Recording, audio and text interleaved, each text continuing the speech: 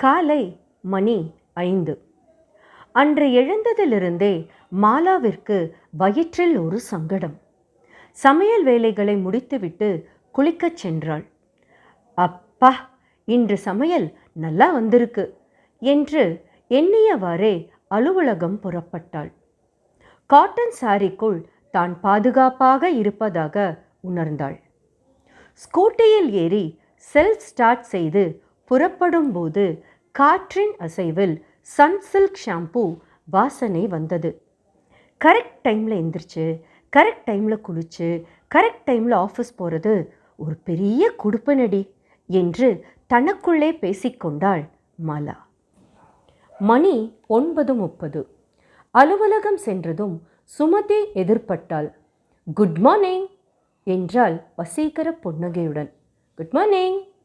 வெகு சிலராலேயே இப்படி யதார்த்தமாக சிரிக்க முடிகிறது. ஐ have something hot to share with you என்றாள் நமுட்டுச் சிரிப்போடு. ஓகே ஓகே, லஞ்ச் பிரேக்கில் பார்க்கலாம் என்று கூறியவாறே என் கேபினை நோக்கி விரைந்தேன். அழைப்பு மணி அடித்த வண்ணமே இருந்தது. அதை பிக்கப் செய்து குட் மார்னிங், எல்லோ பேஜஸ் என்றேன். ரிசப்ஷனிஸ்டாக இந்த அலுவலகத்தில் நான் 5 வருடங்களாக பணிபுரிந்து வருகிறேன். அழைப்பு மணி வந்தவுடன் கால்ஸை அட்டன் செய்து எதிர்முனையில் இருப்பவர் யார், அவர் எந்த விஷயத்திற்காக யாருடன் பேச வேண்டும் என்பதை அறிந்து கொண்டு கன்சர்ன் பர்சனிடம் காலை டிரான்ஸ்ஃபர் செய்வது என்னுடைய வேலை. சில சமயங்களில் கால்ஸை பிரீஃபிங் செய்துவிட்டு டிரான்ஸ்ஃபர் செய்ய வேண்டும். சில சமயங்களில் எதிர்முனையில் இருப்பவர்களின் மனம் புண்படாமல் கால்ஸை டிஸ்கனெக்ட் செய்ய வேண்டும். விளம்பர கம்பெனி என்பதால் கால்ஸ் வந்த வண்ணம் இருக்கும். சில நொடிகளுக்குள் கால்ஸை நாம் அட்டன் செய்து டிரான்ஸ்ஃபர் செய்துவிட வேண்டும். கஸ்டமர்ஸ் காலை நாம் அட்டன் செய்த தாமதித்தால் கம்பெனிக்கு கஸ்டமர் டிஸ்சாட்டிஸ்ஃபைட் என்று மெயில் செய்து விடுவார். The customer should be very happy என்பதே கம்பெனியின் குறிக்கோளாகும். டீ, காஃபி, பிஸ்கட்ஸ் நம்முடைய இடத்திற்கு வந்துவிடும். எதிர்முனையில் இருப்பவர்களுக்கு நாம் டீ அருந்துவது தெரியாத வண்ணம் நாம் செயல்பட வேண்டும். இது ஒரு பெரிய டேலண்ட். மணி 12:30. Lunch time. இன்டர்காம் அடிக்கத் தொடங்கியது. குட் மார்னிங், மாலா ஹியர் என்றேன். எதிர்முனையில் சுமதி ஹாய் என்றாள். சொல்லு, வாட் இஸ் த மேட்டர் என்றேன். நேற்று எதேச்சையா அக்கௌண்ட் செக்ஷன் போயிருந்தேன். அங்கே நம்ம ராம் சார் இருக்கார்ல, அவரோட பிஎஃப் டீட்டெயில்ஸ் என் கண்ணில் பட்டுச்சு. அவர் நாமினி செக்ஷனில் 2 டாட்டர்ஸோட பேர் எழுதியிருந்தார். எனக்கு தெரிஞ்சு அவருக்கு ஒரு டாட்டர் தான். அவங்க காலேஜ் ஃபைனல் இயர் படிக்கிறாங்க. செகண்ட் டாட்டர் அவருக்கு இருக்க போல. எனி கெஸ் அந்த டாட்டரோட ஏஜ் என்னன்னு என்று கேட்டாள். என்னடி சொல்கிற? அவருக்கு செகண்ட் டாட்டரா? இல்லையே, அவருக்கு ஒரு டாட்டர் தானே. நம்ம அன்னைக்கு கூட சாம்பசிவம் சாரோட மேரேஜ் அப்போ மீட் பண்ணோமே, சூப்பராக இருந்தாளே, அவள் ஃபைனல் இயரில் காலேஜ் படிக்கிறா. அதுதான் இல்லை, அவருக்கு இன்னொரு டாட்டர் இருக்கா. அவளோட ஏஜ் என்ன தெரியுமா? 2.5. என்னது 2.5? ப்ரீகேஜிடி. இவ்வளோ ஏஜ் டிஃப்ரென்ஸில் நம்ம ராம் சாருக்கு இன்னொரு குழந்தையா? என்னால் நம்பவே முடியல. கன்றாவிடி என்றேன். பார்க்க போனால் அவரோட பெரிய பொண்ணுக்கு இன்னொரு 3 வருஷத்தில் கல்யாணம் பண்ணிடுவார். அப்போ சின்ன பொண்ணோட ஏஜ் என்ன இருக்கும்? அவள் என்ன கிளாஸ் படிப்பா? இதையெல்லாம் தான் நேற்று நான் கால்குலேட் பண்ணிகிட்டு இருந்தேன். கஷ்டம்டி, என்னால் நம்ப கூட முடியல, டைஜஸ்டே பண்ண முடியல. இந்த டிஃப்ரென்ஸ்னால தான் அந்த மனுஷன் இப்படி ஒரு செகண்ட் குழந்தை இருக்கிறத நம்மக்கிட்ட இருந்து மறைச்சிட்டாரோ? எத்தனை நாளைக்கடி மறைப்பார் அவர்? எவ்வளோ சைலண்ட்டாக இருந்திருக்காரோ. ஐயோ, என்னால் இது ஏற்றுக்கவே முடியல. நெக்ஸ்ட் டைம்லேருந்து நான் அவரை பார்த்தேன்னு வச்சுக்கோ, எப்படிடி எப்படி சேஃப்டியாக இல்லாமல் இப்படி கோட்டை விட்டுட்டாங்க? ஓகே, அப்புறம் பேசுகிறேன் என்று கூறிவிட்டு காலை துண்டித்தாள். மாலை மணி 5:30. பயோமெட்ரிக்கல் பஞ்ச் செய்துவிட்டு வீட்டிற்கு புறப்பட்டேன். வெஹிக்கல் பார்க்கிங் சென்று ஸ்கூட்டியை ஸ்டார்ட் செய்தேன்.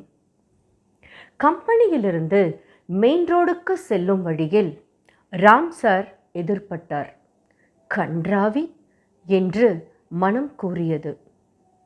மெயின் ரோட் சென்றவுடன் பல வாகனங்களின் ஹார்ன் சவுண்ட் கேட்டது. ஆண்களுக்கு இணையாக இப்பொழுது பெண்களும் வேலைக்கு வந்துவிட்டார்கள். You are an independent women என்று மனம் கூறியது. வீட்டிற்கு வந்தவுடன் முகம் கழுவிக்கொண்டு நைட்டிக்கு மாறினேன். சூடாக ஒரு டீயை போட்டு டிவியை பார்க்கத் தொடங்கினேன். சூடான டீ வயிற்றிற்குள் சென்றவுடன் வயிறு ஒரு சங்கடத்தை உணர்ந்தது. காலையிலிருந்தே ஏதோ ஒரு டிஸ்கம்ஃபர்ட் இருந்துகிட்டே இருக்கு. நேற்று என்ன சாப்பிட்டேன் என்றாள் மாலா. சட்டென்று மனதிற்குள் ஒரு பொறி தட்டியது. ஐயோ, இன்னைக்கு என்ன டேட்டு? கேலண்டரை நோக்கி விரைந்தாள் மாலா. நவம்பர் 15 என்று கேலண்டர் பல்லை இழித்து கொண்டு இருந்தது. வேகமாக October மந்த்தை திருப்பினாள். October 10th, 11th, 12th என்ற தேதிகளில் வட்டமிட்டிருந்தாள். அப்படின்னா இந்த மந்த் 3 days பிஃபோர், அப்படின்னா நவம்பர் 7th எனக்கு பீரியட்ஸ் ஆயிருக்கணுமே. இன்னைக்கு நவம்பர் 15th. ஐயோ, 8 days தள்ளி போயிடுச்சா? பதட்டத்துடன் செய்வதறியாது திகைத்து நின்றாள் மாலா. எவ்வளோ கேர்ஃபுல்லாக இருந்தாலும் இட் ஹேப்பன்ஸ். காலையில் தான் இதை பற்றி சுமதிக்கிட்ட பேசணும். பிறர்க்கின்னா முற்பகல் செய்யின் தமக்கின்னா பிற்பகல் தாமே வரும். இது யார் சொன்னாங்க? யார் சொன்னால் என்ன? இப்போ நம்ம என்ன பண்ண போகிறோன்னு யோசி. காலையில் வேற தேவையில்லாமல் ராம் சாரை பற்றி ரொம்ப டூ மச்சாக காசிப் பேசிட்டோமோ? அதுக்கு கடவுளாக நமக்கு கொடுத்த பனிஷ்மெண்ட்டோ இது? ஃப்ரிட்ஜில் ஒன்றும் இல்லை.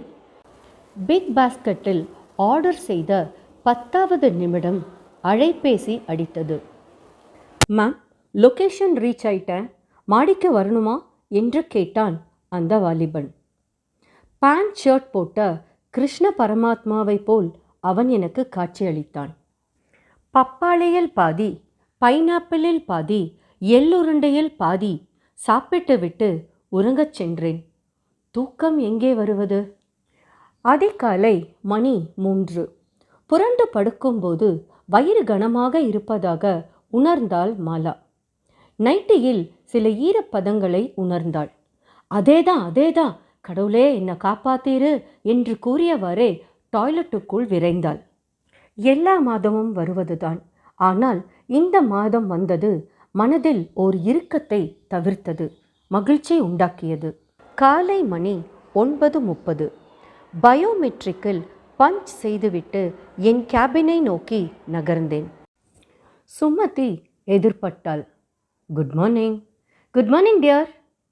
மனது துள்ளலாக இருக்கும்போது டியர், டார்லிங் போன்ற அஃபர்மேட்டிவ் வார்த்தைகள் வந்துவிடுகின்றன. மணி 12:30. Lunch time. இன்டர்காம் அடித்த வண்ணம் இருந்தது. மலாஹியா? ஹலோ. எதிர்முனையில் Sumathi. I have something hot to share with you என்றாள். மூளை அடுத்த யுத்தத்திற்கு சுறுசுறுப்பாகி தன்னை தயார்படுத்தி கொண்டது. சொல்லு, வாட் இஸ் த மேட்டர் என்றேன்.